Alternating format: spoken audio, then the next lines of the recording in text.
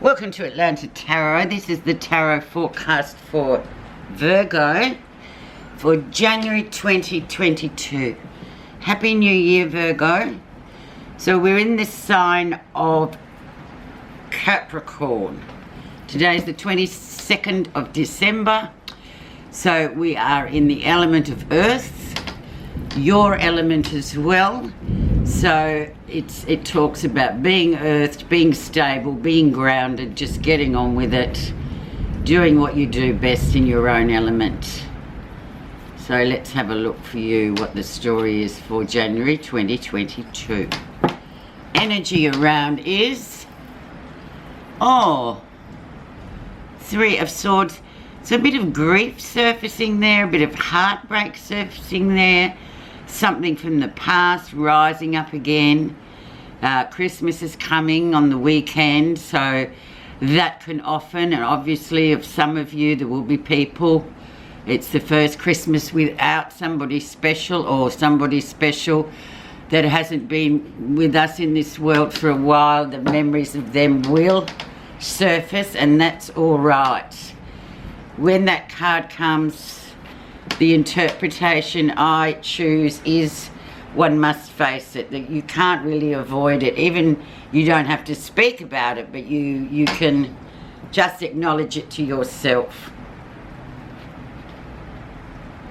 Or conversely, if you just broken up with somebody and you're still smarting over the separation and the sadness, well, yeah, Christmas will, it's not always the best for every single body on this planet, is it?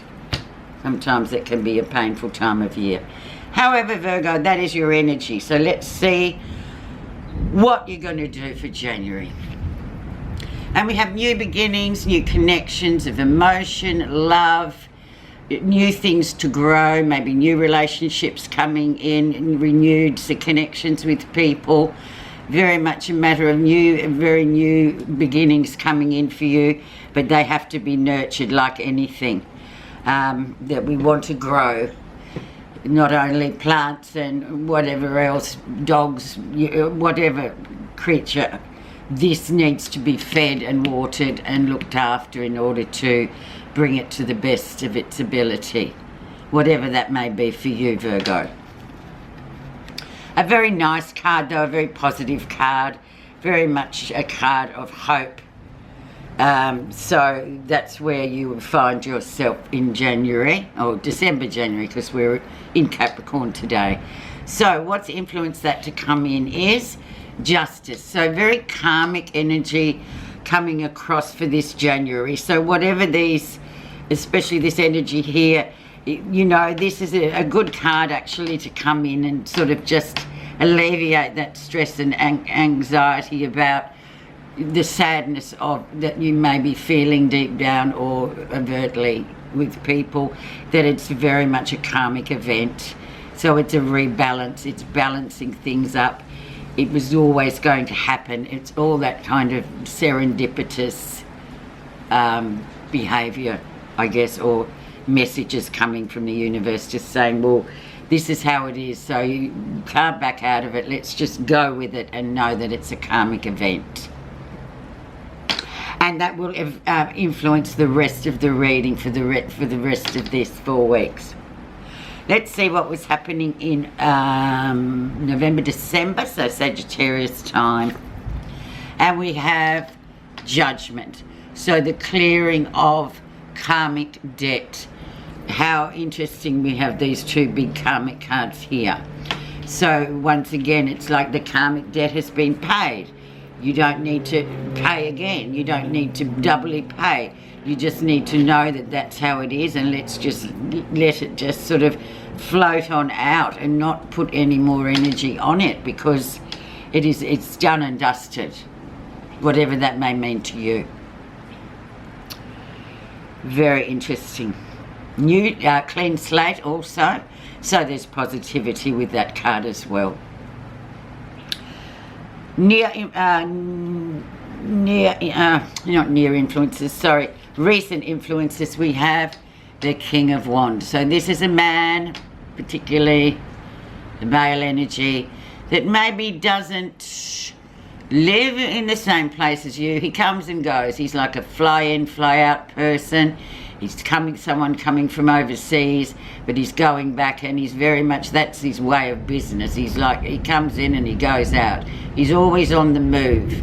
He's very sort of clever and smart, but yeah, he can be a bit of a, you know, funny thing as well, this one. But always on the move is the best way to describe him. Or it may be a relationship that you have, that where a person, this male person, comes and goes, or they just come and go anyway in your life. It may be a son, whoever it is to you, you can string it all together for your own individual needs. But it's a nice energy, but it also can create a few waves. This one is a fiery type too, so you know how to deal with him, and this is how he is. Okay, the lesson you'll be learning. Now, a bit exhausted too here, Virgo, like, yeah, just spiritually exhausted though. And, you know, when we're spiritually exhausted, a bit burnt out, it's time just to retreat and withdraw a little bit and just watch from the sidelines, recoup that energy. The energy tank is literally flashing red. It's nearly empty, and it's a bit of time as well, because obviously, as we can see here, there's been big karmic debts being paid. It's a very karmic energy, and we have wands again here, so that these people, for you nice, steady, earth-bound people, that you can find this fire energy quite brutal and quite exhausting.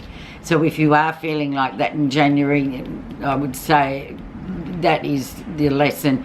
Just, you know, look after yourself, because it's been a bit torrid, I'm getting here, in the last while, maybe the last year, whatever it is to you. So the near future, we have working well with others, spiritual learning energy, so teacher, student energy. Who are you in it, Virgo? Are you the teacher or the student?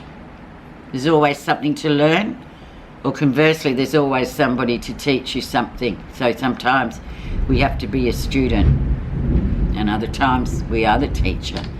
Very strong spiritual card, despite the fact that it's a minor card. It's a Capricorn energy as well. It talks about working well with others, which would really describe Virgo, because they are very slow moving, determined individuals that realize, you know, it's a process. They're not in a hurry to finish it. They want everything to be stable and on good foundations, and to, you know, work well to get your desired result, basically. What's happening that you're not realizing? And we have the moral compass of the Hierophant. So with these big cards you've got here, the Judgment, the karmic debt, and the karma itself, it's about, with this one here, it's about your moral compass. So it's about employing that to say, oh yeah, well, you know, that wasn't right for me anyway. I didn't feel right. I knew something wasn't right. So it's all about tuning into your moral compass. And we've all got our own moral compass of how much we'll tolerate of something, or how much we feel bad vibes about somebody or something. And it's up to us to be all constantly learning how to sort of use that to your favour, really. So that's a lot of energy coming in here. So yeah, it's almost like a very religious kind of a card as well, but it's just about your own faith in what particular set of values you believe in, and we all have different ones. But it's a big card, but it's what you're not realising, so just remember that whilst you're trawling through all this karma and tiredness and grief and whatever. Okay, let's see how others see you. The Two of Cups, so very much a soulmate energy, coming back to this karmic here, and we have this soulmate energy. So there's, you know, there's always one person as well, you know, that really feels it more than the other. I mean, sometimes, but soulmates, that you know, they can dish out very, very hard lessons to us, as well as having a great connection. It's also a connection that teaches us a lot about, you know, our own growth and what we're doing. So very much being viewed as And that's typical, I feel, of Virgo. You're very much patient individuals who will go the whole distance, whereas some of the other signs are like, oh, let's cut that corner, I'm not doing that, it's too hard. But you're very much seen as this. So it's a lovely card, actually. And someone is viewing you as their soulmate. So there's a lot to be gained from that as well. What you're feeling positive about: good foundations, growth, expansion, travel always with wands. Somebody overseas, like we had here, we've got that kind of energy coming in. Somebody coming from a distance to see you, or you're wanting them to come, or whether they can come or not, we don't know at the moment. Everything's changing on a daily basis in the world at the present with what's going on with public health.